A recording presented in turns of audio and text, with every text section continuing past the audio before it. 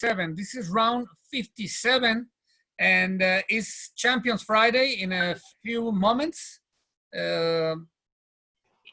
Tyson Fury will be connected with us. But first, let me introduce 𝗧𝗔𝗟𝗡𝗗 𝗪𝗓. She's the director of WBC University, and she has a great message for you.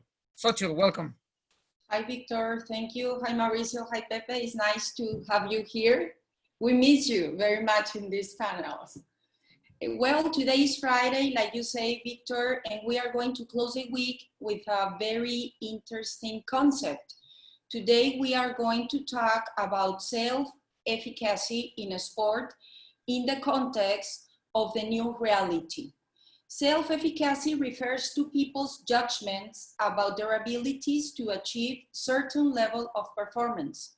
Self-efficacy also has a belief is not kept static. It is a reward. It is reworked very, very frequently. Almost every day we can change how we perceive things.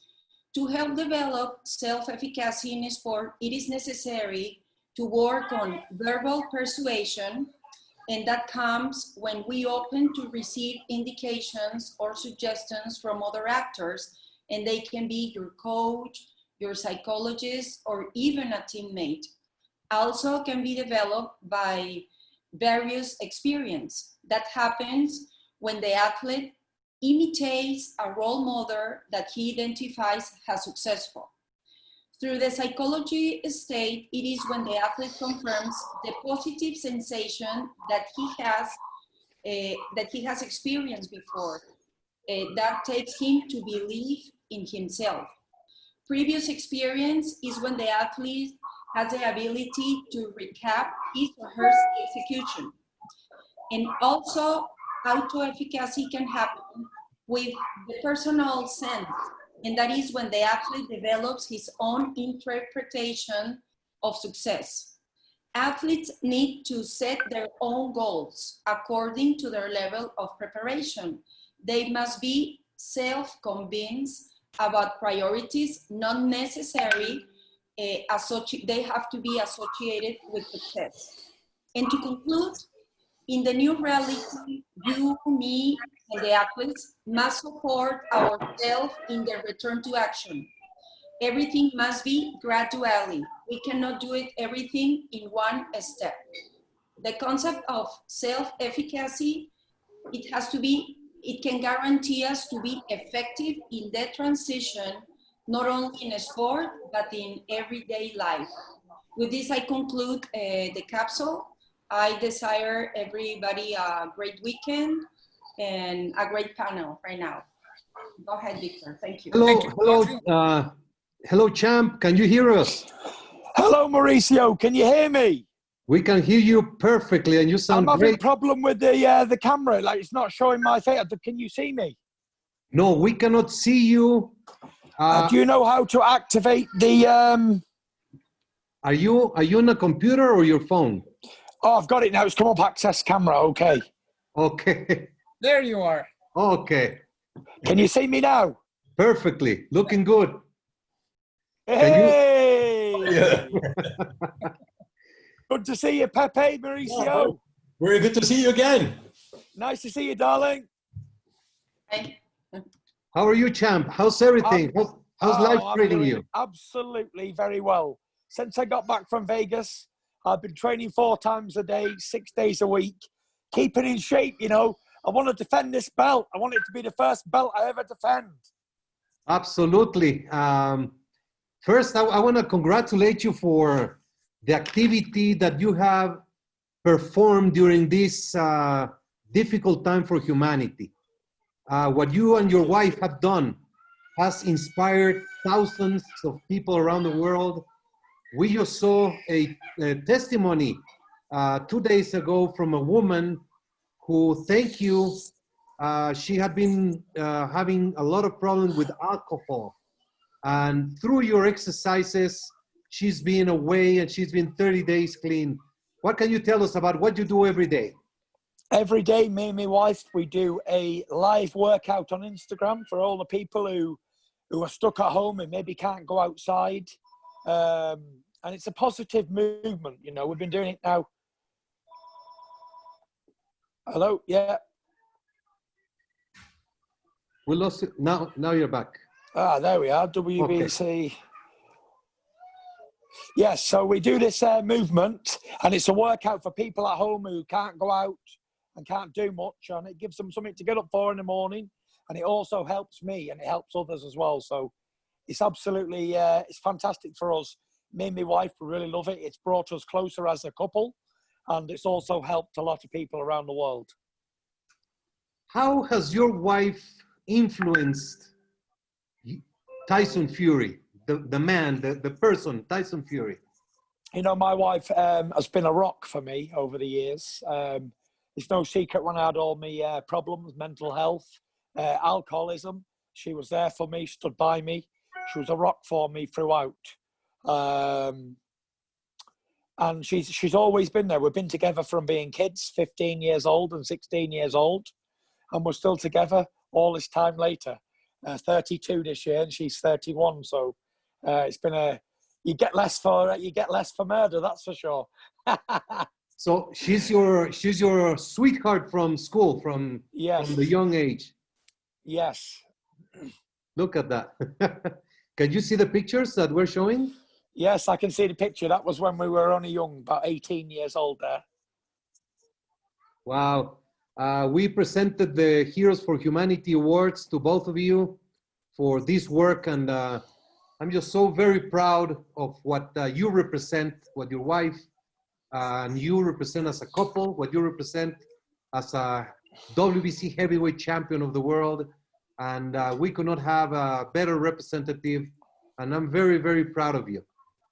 Thank you very much, guys. You know, I'm very honored to be an ambassador and heavyweight champion of the WBC. It was the only belt that I didn't win during my career, and I finally got hold of it at the end. And now I intend to make 20 title defenses of the WBC crown.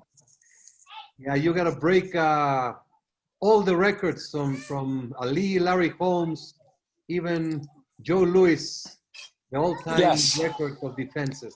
Yes, I see these challenges today, and I've already beat the toughest one in Deontay Wilder. So just stack them up and I'll knock them down. Okay. There's a few, you know, when we announced we were having you in the WBC talks, it just created huge excitement. And we have a few questions from fans. Yeah. One, they would like to know, who are your top 5 current heavyweight fighters? Who do you think are the top 5 current? Yes, obviously me, number 1. Number 2, I say Wilder.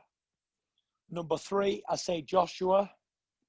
Number 4, I say Alexander Usyk. Number 5, I say Dillian Whyte. You know, it has been a long time since there has been excitement in the heavyweight division. Now, great champion, great contenders, and great possible matches. So we look forward for many years of great excitement. How about you? Me too, yeah. Yeah, please go ahead. There's a lot of good contenders in the top 15, the WBC, and a lot of good guys who'll be moving up from the top 50 to the top 20 to the top 10 in a year or so. So I look forward to all the challenges.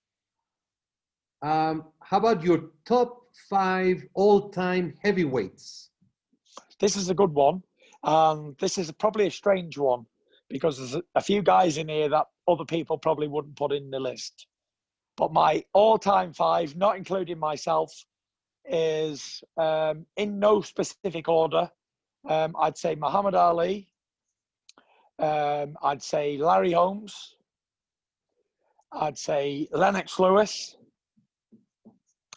I'd say Joe Louis. And who else would I put in that 5?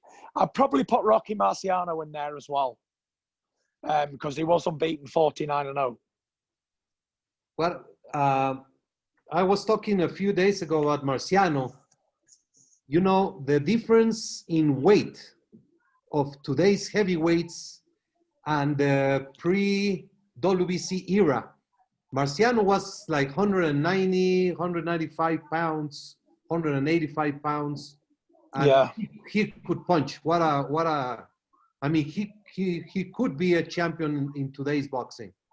Yeah, he could be a champion in the light heavyweight division and the cruiserweight division, because that's the weight of him. Like the weight today, like my weight for my last fight was 272 pounds Yeah. and 6'9" tall and very athletic. You know, even Wilder's 6'7" and 232. Joshua's 6'6" and 242. You know, the guys of today are like dinosaurs compared to the old time greats from the past. But then again, Mauricio, every time evolves, everybody gets bigger and stronger and faster. Absolutely. This is part of the new style of new technologies, nutrition. You know, now fighters have strength and conditioning coach and even a psychologist, and you know, a lot of things are coming into place. You know, nutrition. So Yes, different, not a different sport, but a different era. I don't know if do you believe the boxers are getting stronger with all this development? I believe everything evolves. Like if you look at the world's fastest man from 10 years ago compared to Usain Bolt today, it's a hell of a difference, like really quicker.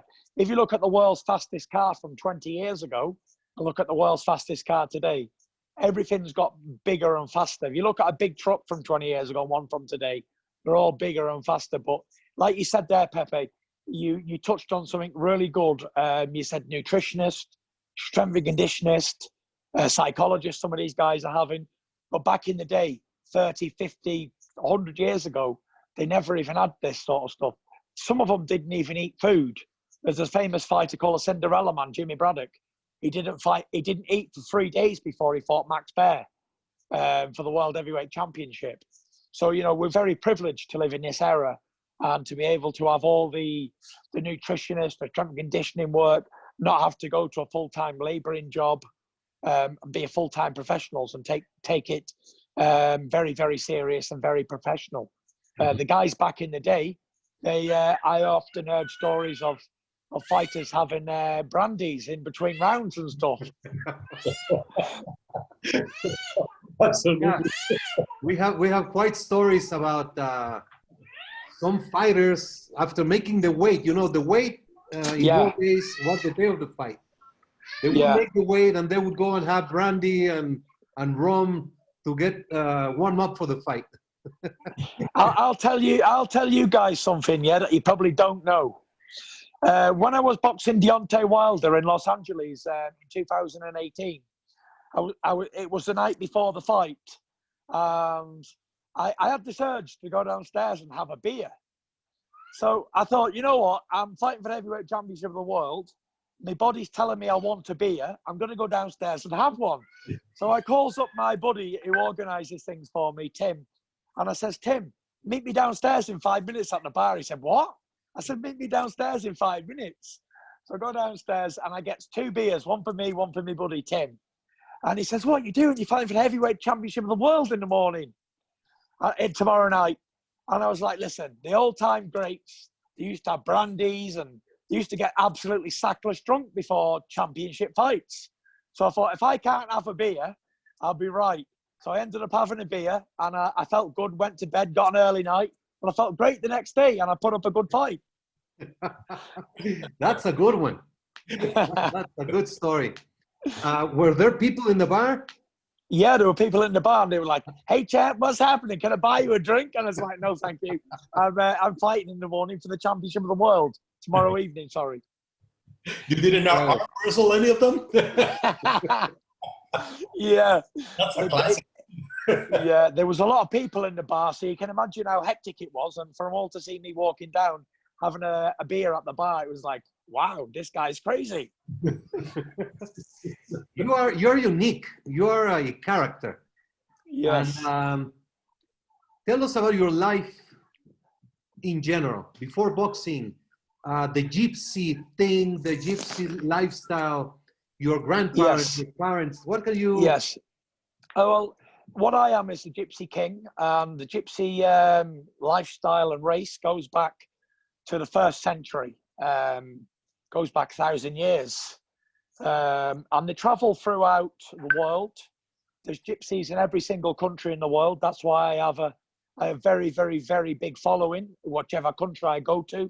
If I boxed in Jamaica, or if I boxed in Spain or Italy or Mexico, anywhere, then there'd be gypsies in that country and they'd come to support me.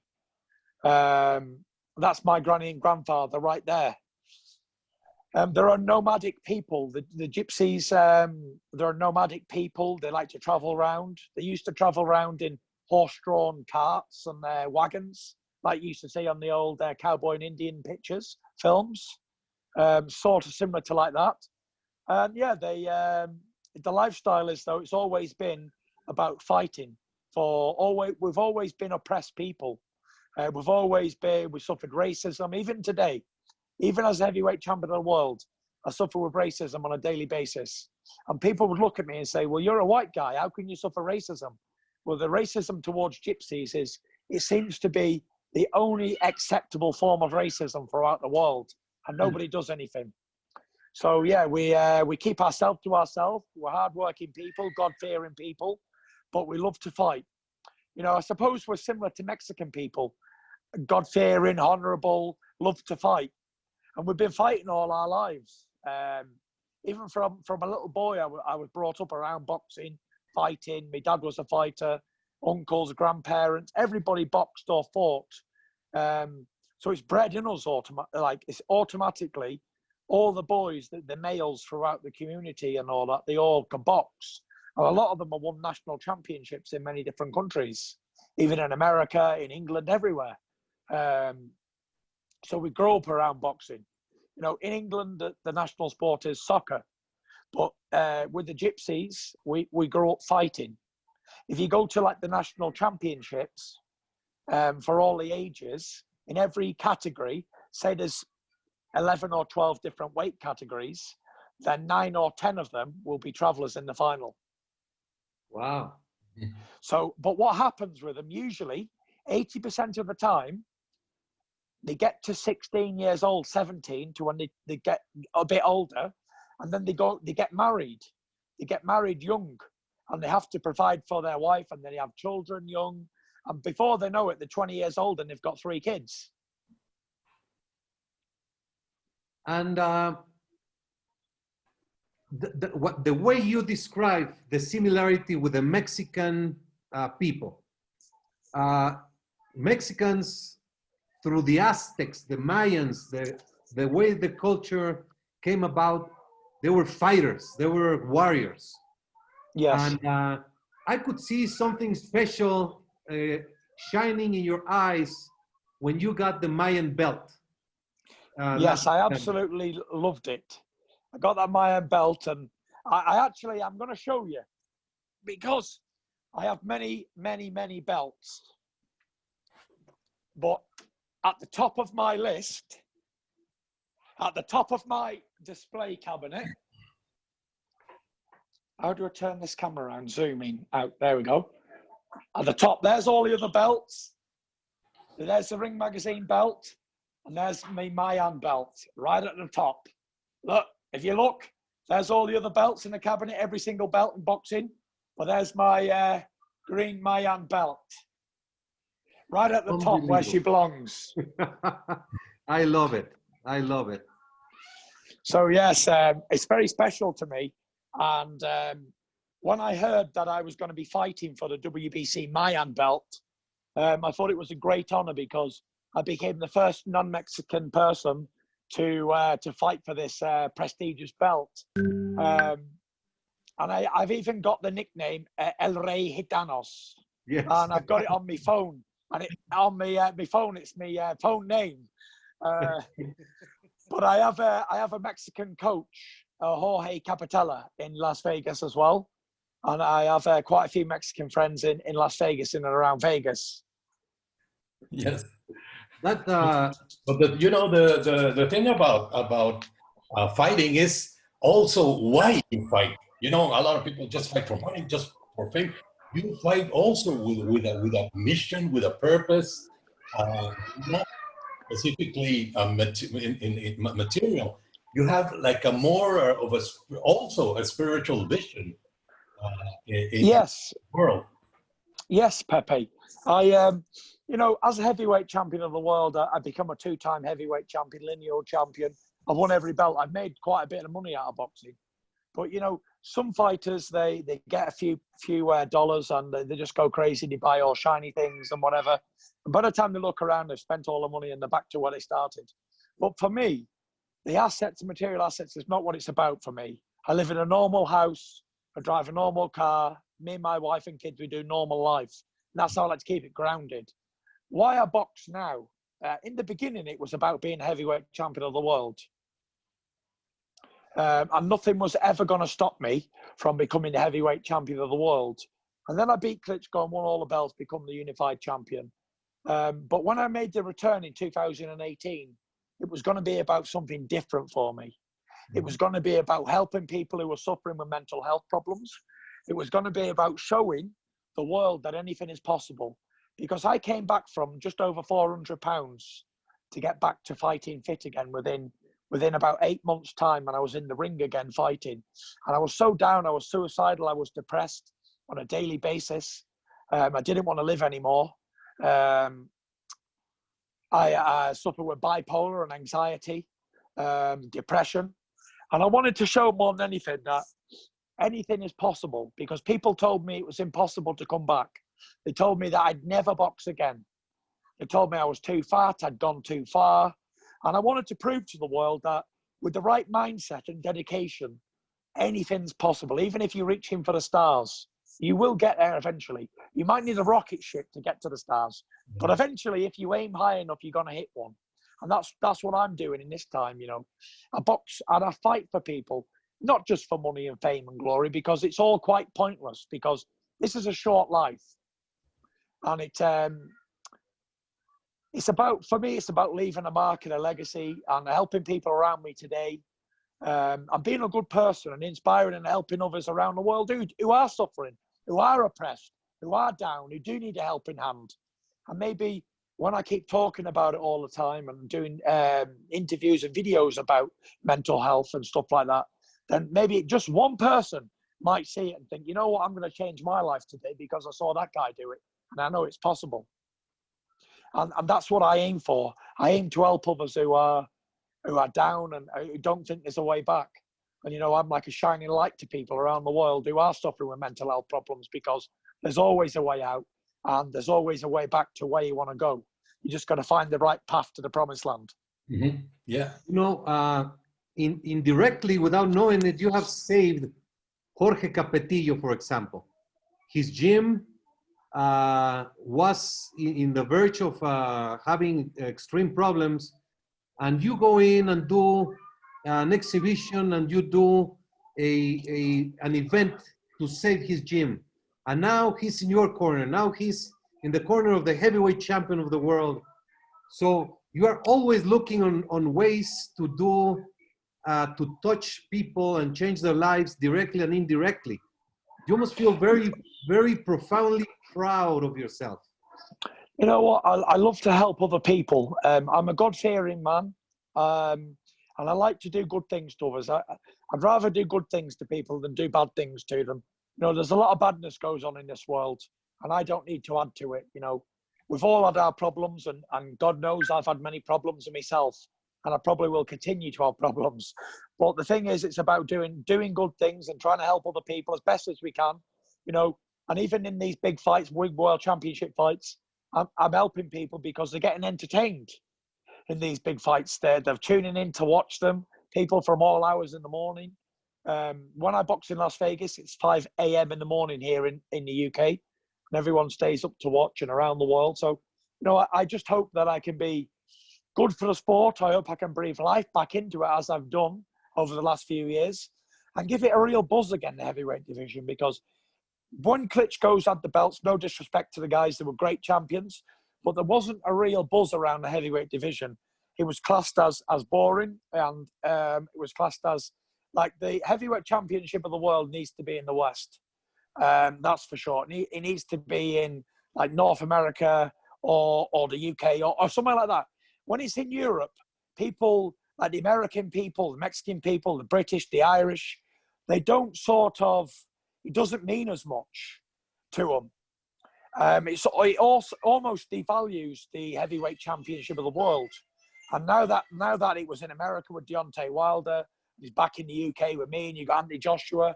It seems to be that the heavyweight division is thriving back to the late 80s and 90s, when you had like Evander Holyfield, Mike Tyson, Larry Holmes, Lennox Lewis, back to those days. And that's what I hope to take it back to the glory days of heavyweight boxing. And I've proved that I'm willing to step up to the plate and give the fans the fights they want to see, because as we all know that Wilder was trying to fight Anthony Joshua for 2 years, and there was a lot of money on the table, $80 million to be precise, and they turned it down. And I was here, I was 400 pounds plus, and I was thinking to myself, I need to come back and I need to fight Deontay Wilder, almost to defend my country type of thing, because a lot in the boxing game, they were saying, oh, the British heavyweights, they're all cowards and whatever. And I'm sitting here thinking, I've been retired for nearly 3 years, 400 pounds, I'm going to make a comeback and I'm going to knock Wilder out. Within 6 months, I was back in the ring. I'm back fighting Deontay Wilder for the first fight. And I proved that, like I said before to Pepe, I proved that with the right mindset, anything is possible. And I wasn't ready at the time for that first Wilder fight. I sort of jumped into it hasty. But I knew then that when he couldn't beat me, when he couldn't do anything with me then, I outboxed him all the way. I knew then, like, when I'm match fit and ready, I have a couple more fights, he would not live with me. And that proved to be the fact. I absolutely annihilated him. Yeah. Do you recall, in your darkest hour, in your lowest moment, what ignited, what said, okay, enough is enough, I'm going to get out from this and change my life? Well, I'll tell you what happened. Yeah, there was a specific turning point. There was a couple, actually. There was two. I'll start with the first one. I was in a high-powered car, Ferrari, to be precise. And this day I was very down and depressed, and I was going to kill myself. I decided I was going to commit suicide by smashing this car into a bridge. And I picked the bridge out, and I knew where I was going to go. It was a familiar road to me. And I got the car up to a very high speed, and I was aiming towards this motorway bridge, highway bridge. And I got within maybe 100 feet of the bridge, 200 feet. And something told me, I almost heard a voice. Maybe I did hear a voice. I'm not saying I didn't, but I heard it as clear as we're talking now. And it said to me, Tyson, do not do this. You're going to destroy your family's lives. Your kids are going to grow up with no father. You're going to make things very, very difficult. And I immediately slammed on the brakes and pulled the car over. And people say, before you die, you see your life flash in front of you. I didn't see no life flash in front of me. All I could think about was leaving the kids with no father and having to grow up without me. So I pulled the car over, and I could feel my heart beating out my chest. And I could feel tears coming down my face. At the time, I didn't know this was happening. I was all in erratic mood. And I thought to myself, this is the first time I need to get help, because I'd suffered with anxiety and depression from being a young boy, but never was diagnosed, never went to see a doctor until I got to 28 years old. So I went to see the doctor, and at first I didn't think the doctor thing was going to be for me. I wasn't convinced about it. And I went to see this doctor and I spoke to him. And I told him about what was going on and all that. And he told me that I wasn't the only person in the world who had these problems. Because at the time, when you're not educated on this matter, which I wasn't, I never had a clue about it. I just knew that I would feel down and I feel bad all the time, ill. And I didn't want to live. And he said, you need medication, you need help. And I was like, I don't want any medication, because my grandfather, he had medication and he never got off it. He was on it his whole life. He was addicted to medication. These antidepressant drugs or whatever they were. So I didn't want to take the medication. I was adamant that I could do it through training and a healthy lifestyle. And he said, I'm telling you, you're going to struggle without medication. I was like, no, I'm going to come and see you and speak to you once or twice a week. And I'm going to do this through healthy eating and diet. And I believe it was 2017, Halloween night. I went out, was dressed up as a skeleton, a glow-in-the-dark skeleton suit. And I was in a bar, and I was feeling very down, and it was a moment of madness, and I was having a beer, and I thought to myself, for 1 second, I looked around me and I could see all young people at the beginning of their lives. And I thought to myself, what are you doing here? Go home right now. And I put the beer down and I left immediately. And I come home around about 8 p.m. And Paris would usually expect me not to come home at all, or come home at 5 in the morning at that time. So she said, who's that? I said, it's me. I'm going upstairs. And I went upstairs, I took the suit off, and I got down on my knees. I was in my underpants. And I got down on my knees at 28 stone in weight, 400 pounds. I was heart attack material. And I was crying out to God to help me, because I knew I couldn't do it on my own. I knew that it wasn't possible anymore. Unless I wanted to get addicted to these drugs, these antidepressant drugs and more medication, I knew I couldn't do it on my own. So I remember reading George Foreman's autobiography. And I remember that there's a part in his book where he talks about he had a nephew who was very ill, and he got on his knees and he begged God to help him. And he was down there for a while. And I thought, he worked for George, it's going to work for me. So I got on my knees and I was crying out to God on my knees. And it felt like I was down there for an hour, but maybe I was down there for like 20 minutes or something. And I poured my heart out. Everything I wanted to say, everything I had on my chest, I let it all out in the room. I was in a dark room on my own. If ever someone had seen me, they'd think this guy's crazy, put him in an institute. And I got up off the floor. Even though I was 400 pounds, I felt like a welterweight. I felt like I had the weight of the world on my shoulders when I went down. But when I got back up, I was elevated. I was back. And I said to Paris, I called out to my wife and I said, Paris. She said, what? I said, tomorrow morning, I start the regain mission. I'm becoming heavyweight champion of the world again. But she'd been used to me saying this. I was the boy who cried wolf. Every time I got drunk and had a couple of beers, I'd be shadowboxing in the living room saying, I'm going to be the heavyweight champion of the world again. So she never took it serious. But this one night, I'd not had anything to drink. I was sober as a judge. And I meant it with conviction. And she believed me. And the next day, I started the regain mission to become heavyweight champion of the world again. And I phoned up a trainer and I said, I'm ready to train now. And I phoned up Frank Warren. I said, I'm ready to make a comeback, Frank. He goes, yeah. He said, we'll power a comeback. Return of the Mac. And then that day I got my sweatsuit on and I intended to jog 1 mile, just one. And I didn't get half a mile without stopping. And I stopped and I walked. And as I was walking, I was looking on Instagram at some videos. And I saw a video that Deontay Wilder had done. And he said that he could knock out Mike Tyson in 1 round in his heyday.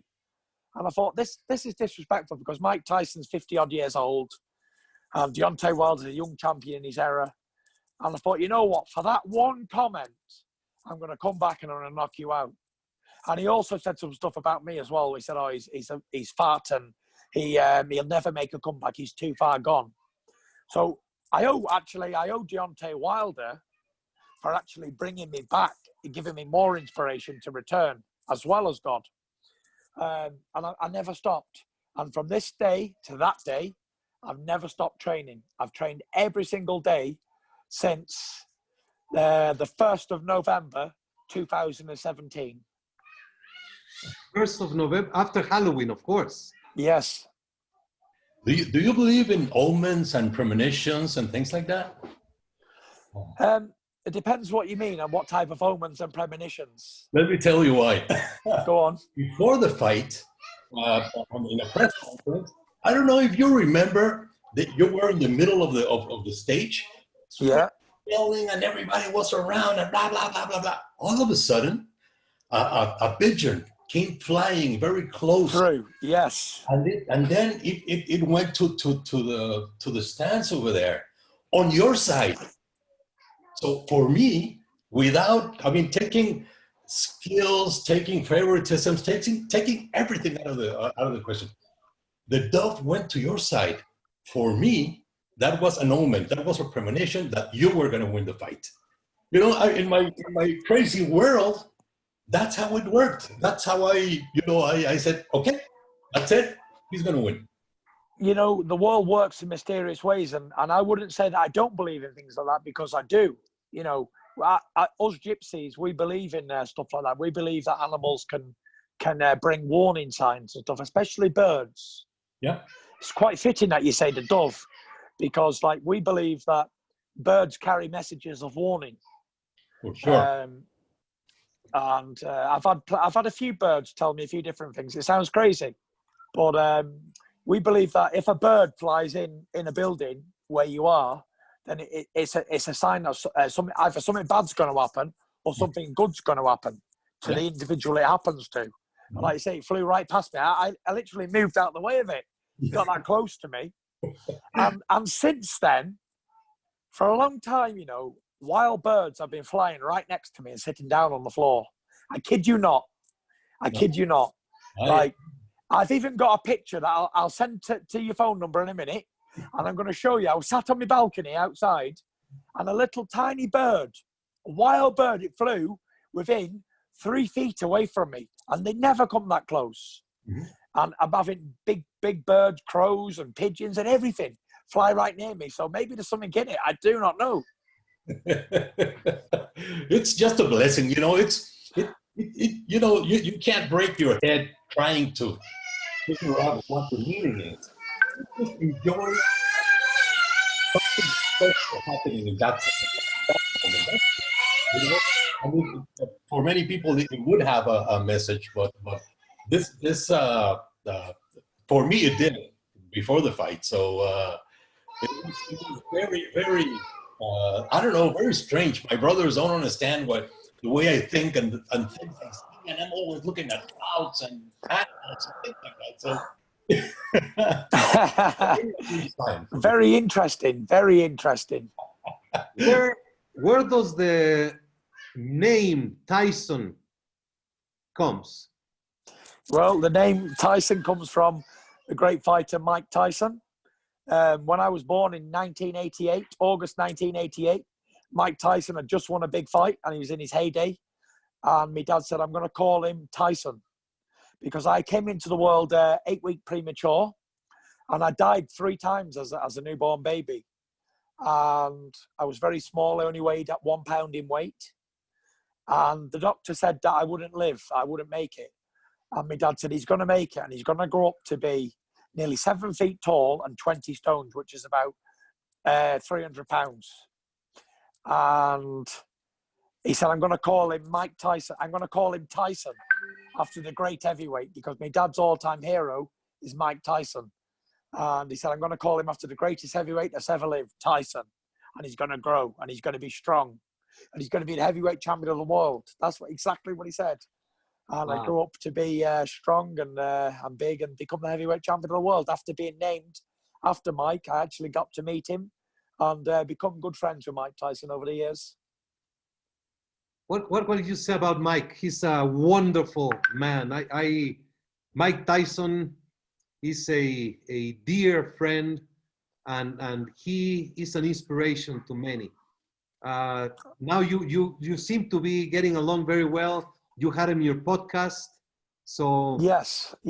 Mike's a great guy. You know, he has a lot of experience. He's been through a lot of trauma in his life, a lot of highs and lows, and I think now he's in a real stable place. And he's doing absolutely fantastic for his life and his family. I wish him all the luck in the world and success. He's doing very well. He's doing great, and it's boxing that has brought him back to feeling well. He lost all this weight, and he's doing sensational. Yeah, for sure. I'd advise anybody, if they want to lose weight and get fit and control mental health, then boxing, whether it's keep fit classes, boxercise or actual boxing technique on bags and drills. It's absolutely fantastic cardio, fantastic for strength work, especially for people who've never done it before. It absolutely make you lose weight quick, and it gives you, it releases an endorphin in your brain, a feel-good factor. Who would you say is your boxing hero? When you were growing up, when you were starting doing your first things in boxing. Who has been your inspiration from the ring? My boxing hero. I always liked and watched Muhammad Ali growing up as a kid. I used to go to these like car boot sales. I don't know if you have them in Mexico and America. Like people sell stuff they don't want out the back of a car. Yeah. And I used to go to these places and things would be cheap on them. And I used to go to these and I used to collect VCR videotapes of old boxing, anything boxing, old time, black and white movies, black and white boxing fights, right way up to new ones, as new as we could get. And I'd studied the heavyweights and I'd sort of practiced different bits of moves from different fighters. But I liked Larry Holmes, I liked Muhammad Ali. And I also like, this is a strange one, people don't get it when I say this, but I liked Michael Spinks. Spinks for me was a very technician boxer. He was absolutely fantastic at moving and putting punches together and coming at awkward angles. I know he lost that one fight to Mike Tyson in one round and he's judged for it. But I think he already lost that fight before he even entered the ring. But apart from that fight, the fights he had as a light heavyweight and cruiserweight and heavyweight, I thought he was a very, very talented fighter. Do you like Snoop Dogg? Snoop Dogg? Yes. Yes, I like Snoop Dogg. Yeah, I like the music. I listen to all different types of music. Anything from hip-hop, R&B, rap, to country music, to dance and R&B, anything. Do you have a favorite group or a favorite song? My favorite singer is Elvis Presley or Tom Jones. Elvis, okay. And I obviously like Viva Las Vegas for obvious reasons. When I met you here in Los Angeles, I gave you a WBC cap with the WBC Yes. there. Then we walked into the media workout, and you know, everybody puts all kinds of music, very loud music. But then you asked your guys to turn on the music, and it was Tom Jones, and I thought it was great. I enjoyed that. Like, you know, I always suffer in the workouts, but this I enjoyed so much. This is very different. So I really enjoyed. You know, I am a very different person to most boxers there, Pepe. Like you said, I can work out to Tom Jones and country music and soul music and jazz music. Mm-hmm. I don't need all the head banging music. I don't mind it. I don't dislike it. But I can easily train to Elvis, even love songs, anything. But yeah, I do like Tom Jones, and I like training to Tom Jones. And the guys in the gym, the sparring partners and the trainers, they're like, this British guy, he is crazy. And then to top it all off, like I've got to have been the first heavyweight champion in history. Got to have been the first heavyweight champion in history to walk out to Patsy Cline. Crazy. Tell me, that Bye-Bye Miss American Pie. Yes, Don McLean. Was that planned? When you sing it in the ring, that has, I mean, decades from now, people will see that video. They will see that moment. That was humongous moment in the sport. You singing that song, that was tremendous. How did that come about? You had it planned, or no? Nothing planned. With me, Mauricio, nothing's planned. Everything's like spontaneous. So after fights, I usually sing songs. It's sort of what I do. After the victory, I sing, and people expect it. People expect it from me to sing songs, and I thought to myself, I do love that song, and the Don McLean American Pie. And I thought to myself, you know what? We're in America. Let's sing Bye Bye Miss American Pie. And it's a great classic, and everybody knows it to join into and sing along. So it was. I look back at the video, and it's going to be, like you say, it will be an epic moment for me in my life in time, and people remember the day the heavyweight championship changed hands, and Tyson Fury sung Bye Bye Miss American Pie. What is your favorite TV show? Favorite TV show? I did watch the series Game of Thrones. I enjoyed that. I like all that sort of kings and queens and castles and sword fighting and that sort of stuff. I like them type of movies. I'm watching this one now on Netflix called Reign, and it's about the British monarchs going back to the 1500s, like Mary, Queen of Scots, and Queen Elizabeth and stuff like that. And that's a really good series to watch. I don't know if you get it over there in California, but maybe you do. And I also watched this one called Jamestown. It was about the first settlers in Virginia when they first came to the New World. Oh, that would be nice. I'm watching one that is called Dark. It's a German series, and it's mind-blowing. I'm very into it. Every night I watch with my wife 2 or 3 episodes. Yes, we're the same. Me and my wife, we get the kids to bed, and we try and get 2 or 3 in every single night. It's sort of like a ritual. I'll have a cup of hot tea, and we'll sit down and we'll watch the TV show. And the thing is, though, I can get addicted to them. I can put 1 on, 2 on, and I could sit there all day and watch them. Yeah. Tell us something about the Magic Man, Frank Warren. Mr. Frank Warren. He's a Hall of Fame boxing promoter. He's promoted all the top British guys, even promoted Mike Tyson for a bit as well. And, you know, when I was down and out, there was a lot of offers from different people, from Golden Boy Promotions, from Germany, from Sauerland, and from Eddie Earn, Matchroom, and there was a few different people. But, you know, Frank has always delivered for me. He delivered me the Klitschko fight.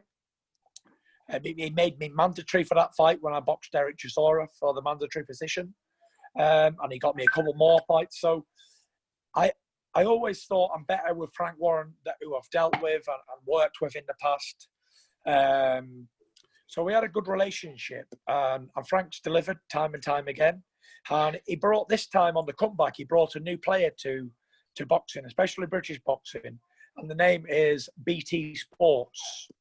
Now, BT in the UK, British Telecom, they had all the telephone lines, internet lines, everything in the UK for like 50 years, 60 years. So they're very big players, and they thought they would bring out a new sports channel called BT Sport.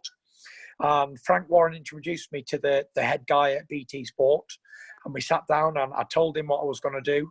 And Frank and BT Sport backed me, and they made it possible right up until the Wilder fight, the first one. That was all made possible by BT and Frank. And then after that, I was at home minding my own business. I get a call from Top Rank and ESPN.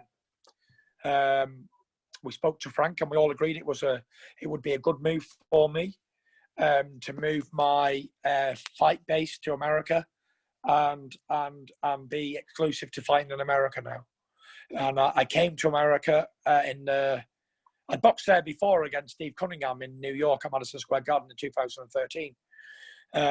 But my first fight it was in Las Vegas 2000, and it could have been June 19 against Tom Schwartz. And I brought entertainment factor as well as action to Las Vegas for the first time in a long time from the heavyweight division. And it created quite a buzz. And I think ESPN were really happy. So they got me a few fights, and working with Bob Arum, by the way, has been an absolute dream. Bob, as everything he's ever said, he delivered. Top Rank and Bob, they've been absolutely exceptional. And all the guys at ESPN as well, everything that we said and talked about, these guys delivered. So I'm very, very happy. And from my behalf, everything that I said, I've delivered too. So we work as a great team, you know, all the guys and everyone in the office, everyone does a fantastic job. And between us all, between Frank Warren, between Top Rank, ESPN, MTK Global, we all have a little input on what's going on and where everything's going. And it's absolutely a fantastic dream team. You know, Bob Arum, he will be turning 90 years old next year. Yeah.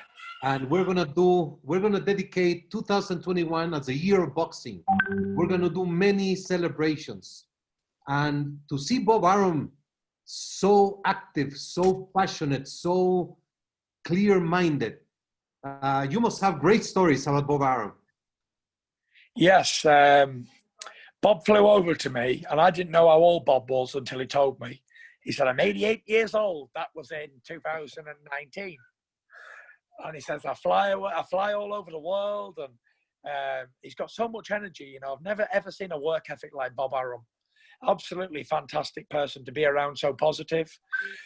We went for a meal in London when he came over to see me for the first time. And I asked him, I said, Bob, I said, what's the motivation? I said, at nearly 90 years old, what motivates you to want to be a promoter? And he was like, I started off in the game with the best heavyweight champion, Muhammad Ali. And I'd like to go out with the best heavyweight champion, Tyson Fury. And from that moment, I believed in him. And I knew he could deliver because he delivered so many big fights. Yeah, he's a legendary, unbelievable. Yes, And, for sure. I hope to have many more big fights promoted by Bob Arum, for sure. Yeah. How was your experience to train with Emanuel Stewart at the Crunk Gym in Detroit? Fantastic. You know, I was a young kid when I went there. I was 21 years old. And this is an absolutely crazy story. It was 2009. I was 21 years old. I was the English heavyweight champion. I think I had 12 fights unbeaten. 12-0. And I thought to myself, you know what? I want to go to America and train. And I want to go to Emanuel Stewart, the world's greatest trainer at that time. Legendary trainer. So I got on a plane and I went to the shop and I said, right, Detroit, please. So I got on a plane from Manchester to Detroit. I didn't even know where I was going. Went on my own to Detroit from Manchester as a young kid. I flew into Detroit airport and I went to a cab driver and I said, can you take me to the Crunk Gym, please? He said, yes, no problem. And he takes me to a place and he said, the Crunk Gym's closed down. I was like, really? And he was like, let me see if it's moved somewhere. So he gets on the phone, the speaker, and he speaks to someone. He says, oh, yeah, it's moved, I don't know, 5 miles away. So he says, I'll take you there. So I never had a contact with Emanuel Stewart. I'd spoken to him on the phone maybe a year or two before when he was working with Andy Lee in Ireland. And I just turned up out of the blue and I walked into the gym. Before I walked in, I said to the taxi driver, could you wait here, please, for 10 minutes and I'll be back out and we'll go back home if needed be. So I goes in the Crunk Gym in Detroit. I walks in. Back then, I had a lot of curly hair, big mop of curly hair.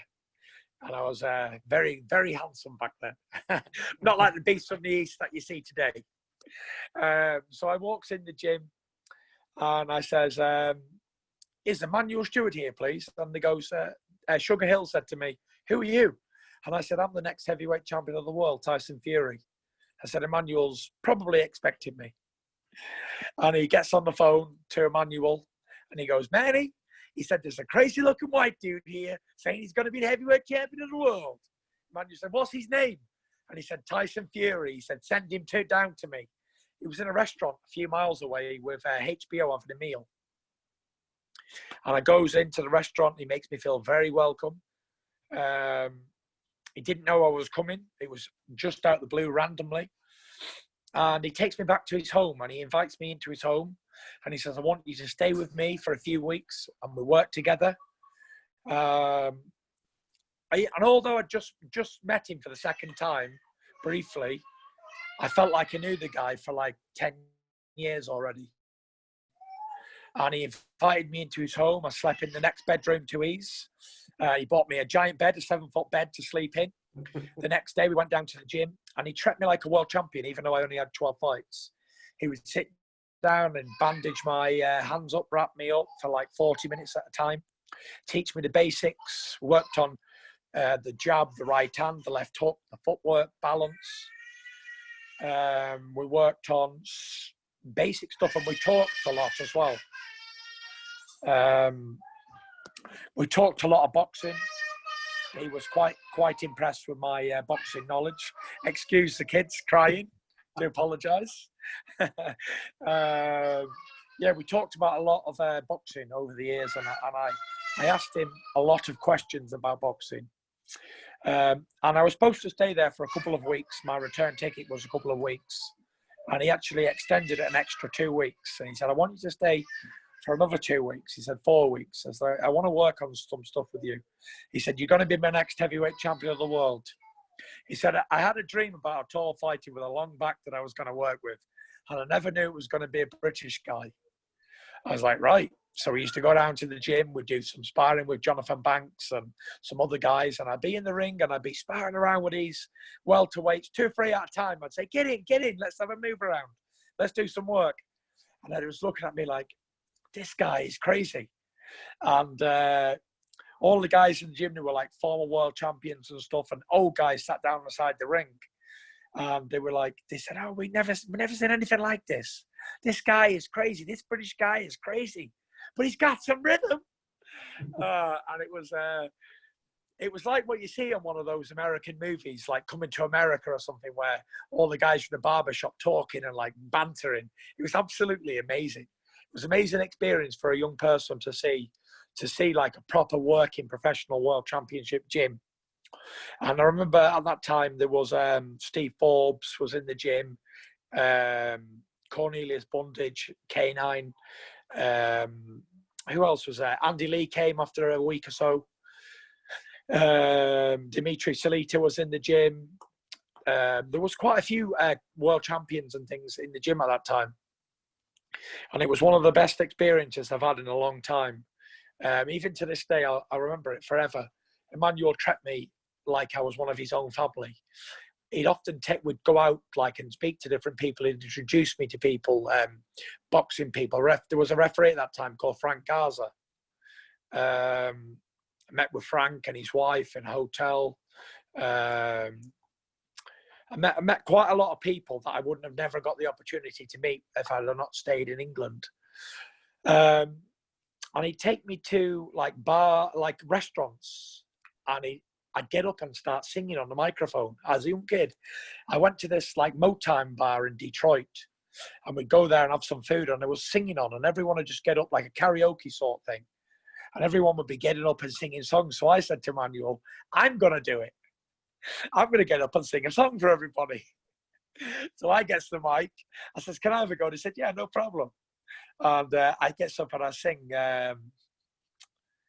You Look Wonderful Tonight. And everyone was up clapping. And Emmanuel said, Eric Clapton. Yeah, Eric Clapton, You Look Wonderful Tonight.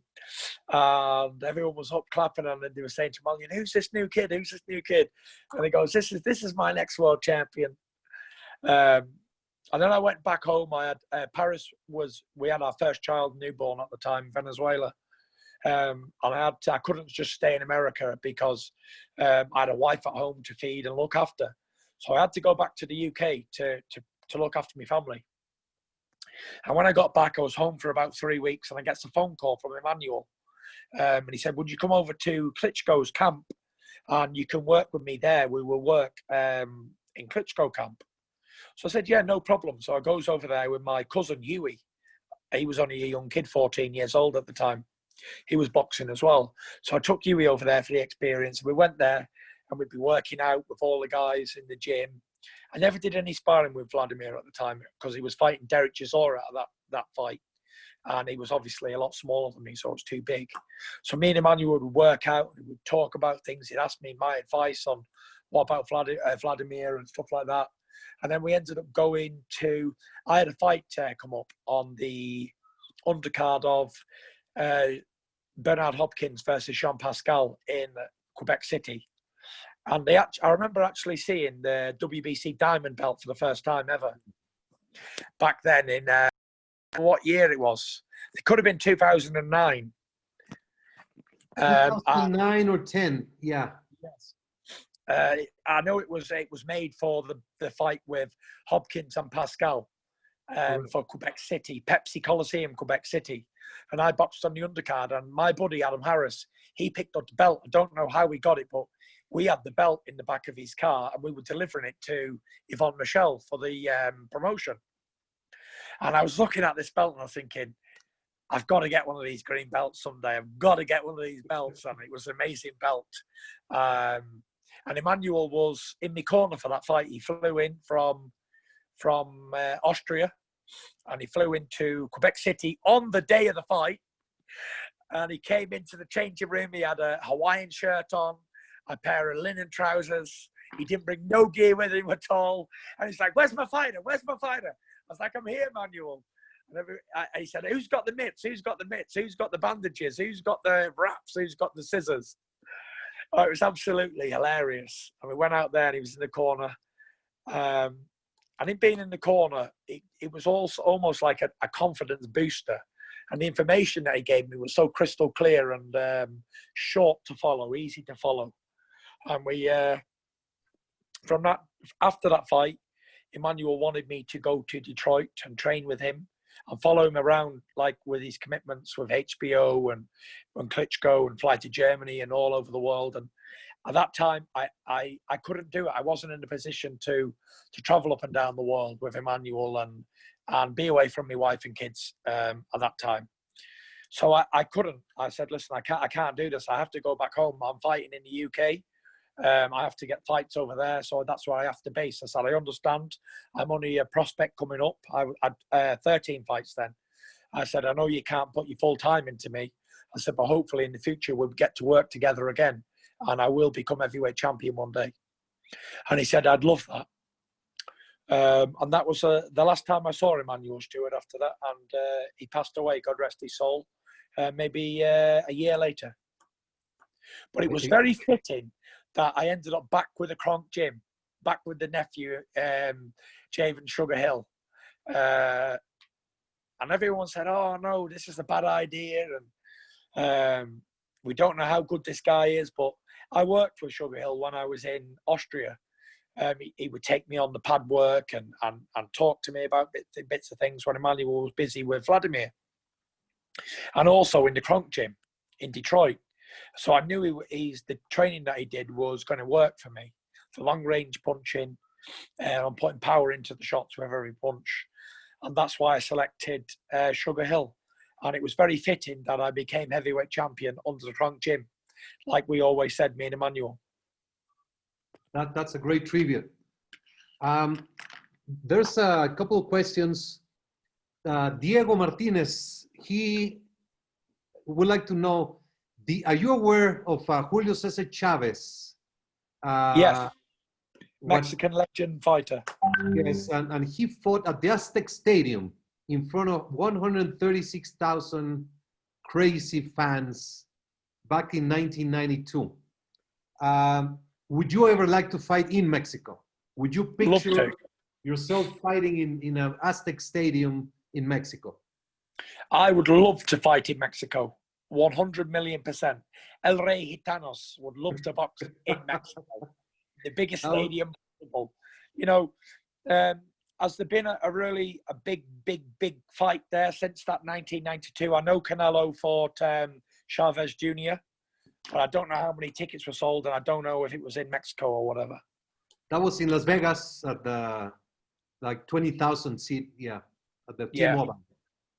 And Emmanuel, going back onto Emmanuel Stewart, he often told me that to become a legendary heavyweight champion, you must box in different countries. You can't just stay in a stronghold where you're from. You must travel the world and fight in places that other fighters don't fight. You look at Muhammad Ali, he traveled all over the world. He boxed in England when he was a young up-and-comer. He boxed in Germany. He boxed in Ireland. He boxed in Africa. He boxed all over the world. Venezuela, Philippines, everywhere. Yeah. Yes, everywhere. That's how you become legendary champion. And I don't want to be one of these champions who just sit at home and defend, and not travel the world fighting, not giving. I ain't just a British champion. I'm a world champion, so I represent the world. I'm the champion of the world. Every different country, I'm their champion because I'm representing world championship boxing, the heavyweight champion of the world. So I'd love to box in all different countries. Would love to. You have your green belt, and that has 166 countries, 166 flags. That's what you represent. That's what I represent, and I'm honoured, absolutely honoured to represent all of those 166 countries. And how was it, how did you enjoy your ring entrance with the Mexican mariachi and you being the king? Yes, it was absolutely fantastic. I had the mariachi band playing me out. I had a singer. I came in with the Mexican flag. I came in dressed with the Mexican flag on my kit, all over me. Yeah, it was absolutely fantastic. It was an epic night, especially in Las Vegas. I was absolutely thrilled with the way it all went, the reception I got from the Mexican people. I'm honored to be able to wear the Mexican flag because I didn't take wearing the Mexican flag lightly. You know, I knew I had to put on a warrior performance. And that's what I did. I ended up with 47 stitches across the top of my eye, blood squirting everywhere. And I say it was worthy. It was a worthy battle of a Mexican fighter. That was so dramatic. I mean, the cut was unbelievable. I think the second round. So it took your heart, your Mayan heart to go out and yes. And finish. I boxed 10 rounds with a massive cut like that. It was hectic. And how does the "There's only Tyson Fury" chant? How was that born? There's only one Tyson Fury. It's very catching, isn't it? There's only one Tyson Fury. I'm on the phone, Tutty. Go out. I'm doing an interview. That's my 3-year-old son. He's going to be a boxer. He absolutely love boxing. Yes, there's only one Tyson Fury. It's a British chant. Before me, it was "There's only one Ricky Hatton." You remember when Ricky Hatton came over to Las Vegas with 20,000 fans? And then I adopted his song, "There's only one Tyson Fury," and the British fans and people from all over the world join in with it. It's very catchy, and when people sing it in a stadium or an arena, it echoes out, it bellows out all over the arena. Okay, so we're gonna wrap this up with a exercise. I'm gonna give you 7 concepts, okay? And you're gonna create the greatest fighter in history. Yeah. So from each concept, you say which fighter applies to that. So who would say punching power? Who would that be? Punching power. Well, Deontay Wilder is the biggest puncher in history of heavyweight boxing, statistically. Chin, I'd say the best chin ever would be Oliver McCall. Nice. Never knocked down, and he let Lennox Lewis tee off on him with big uppercuts and right hands. How about the jab? The best jab of all times, I'd say, has to go to Larry Holmes. Hand speed. Hand speed, Sugar Ray Leonard. Heart. Tyson Fury. Defense. Wilfred Benitez. And overall boxing skills, ring generalship. Ring generalship, probably have to go to Floyd Mayweather. Very good. Champ, it has been very special to have you in the WBC Talks. We created these video conferences when the pandemic began, only to keep the boxing world communicated, entertained, and this has been a great experience. Today is round 57, and we hope this will go and life will resume soon. But in the meantime, I'd like to just simply say thank you for being who you are, the way you represent humanity, the way you represent boxing and the WBC. We could not have a better human being as the WBC heavyweight champion of the world. Absolutely. Thank you very much, guys. I'm honored to be a part of it, and I enjoyed my chat with you guys. It's passed on an hour, and I really, really enjoyed it. And I wish you good luck, and you're doing an absolutely fantastic thing, keeping everybody updated on boxing and keeping everybody's spirits high. Thank you, Pepe. Thank you. Very nice to see you again. And as soon as I go to the office, I'm going to get that video clip of the dog flying by. Thank you very much, guys. God bless you all. God bless. All the best. Have a great weekend. The best of your family. Bye-bye. Bye. Muy bien. Gracias, gordito. Muchísimas, estuvo muy padre. Órale. Así.